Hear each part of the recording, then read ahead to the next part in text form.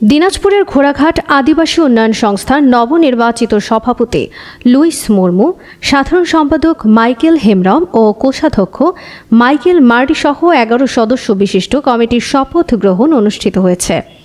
আজ শনিবার সকাল ১১টায় উপজেলা পরিষদ হলরুমে নির্বাচন কমিশন আদিবাসী উন্নয়ন সংস্থার আয়োজনে নবনির্বাচিত সভাপতি ও সাধারণ সম্পাদক সহ ১১ সদস্যকে শপথ বাক্য পাঠ করান উপজেলা নির্বাহী অফিসার মোহাম্মদ রফিকুল ইসলাম।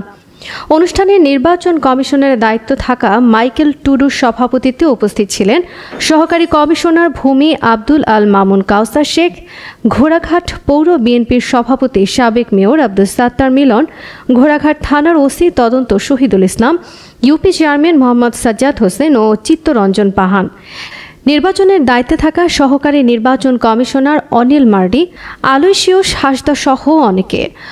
শপথ গ্রহণ শেষে উপজেলা পরিষদ থেকে নবনির্বাচিত কমিটির সদস্যদের সঙ্গে নিয়ে একটি আনন্দ র্যালি বের হয়। পরে আনন্দ র্যালিটি আদিবাসী উন্নয়ন সংস্থার কার্যালয়ে গিয়ে শেষ হয়।